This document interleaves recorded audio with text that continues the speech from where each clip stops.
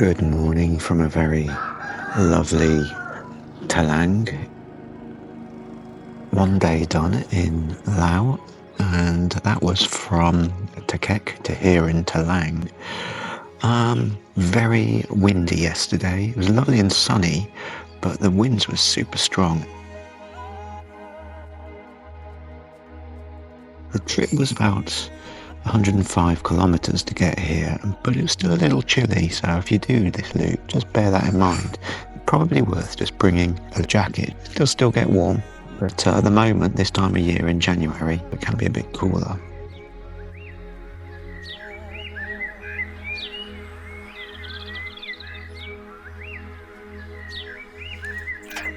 So, my first impressions of Laos, it feels a bit like a country that has been lost in time. People are very pleasant, very different from the Thais, much more reserved.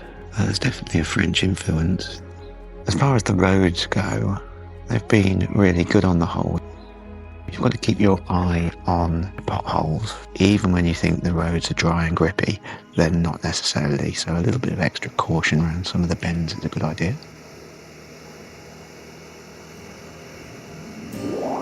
Well, where are we going today? Here we are in Talang, and we will be travelling up north and then heading a little west to Na Hin via Dragon's Cave and Cool. So let's get on with the journey, shall we? Wow, my thoughts on Laos so far. What an amazing country. Beautiful weather, not too hot, a little bit dusty. The people are great, the roads not so much. But we started another day bathed in glorious sunshine. The winds mainly left behind. We found the roads just super quiet. Lots of animals, lots of children, all wandering free without a care in the world. Feels like this is how life was intended. It sounds a bit corny, I know, but true. It's slow, predictable, and carefree. We pass villages that haven't changed in decades. We pass valleys dispersed by lowland plains, by lakes, by paddy fields and shrines. It really feels like another world, one no YouTube video can truly capture, if I'm honest.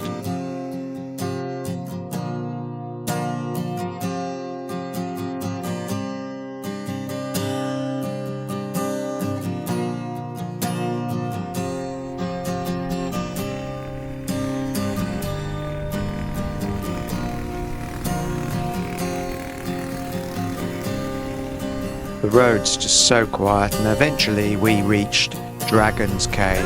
Great spot for some lunch and a real unexpected gem down in the subterranean. Just us. Eerie. Very peaceful. As we entered the cave, we followed a river for 100 meters or so. Eventually, it opened right back out into this huge, empty cave.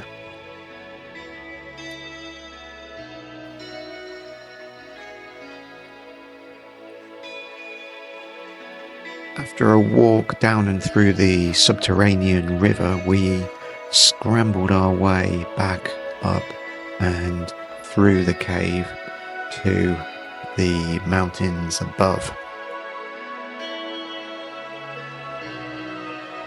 And eventually we made it up there to the top, and what a view.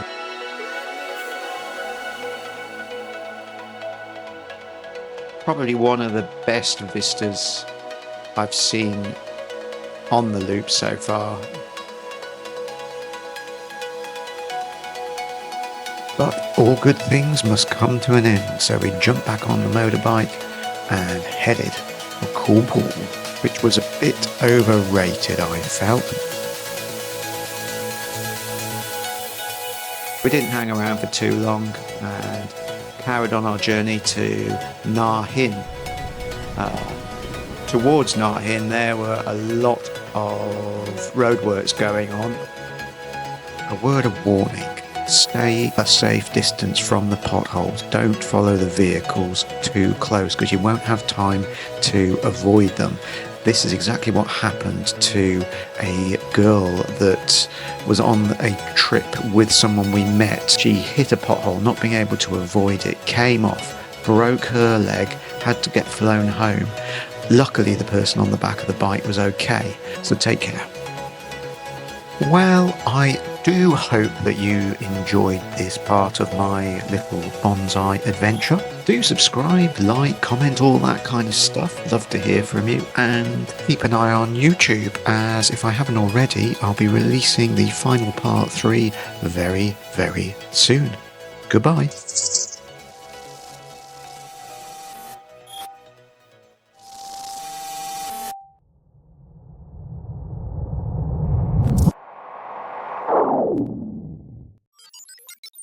Like, comment, share, or subscribe.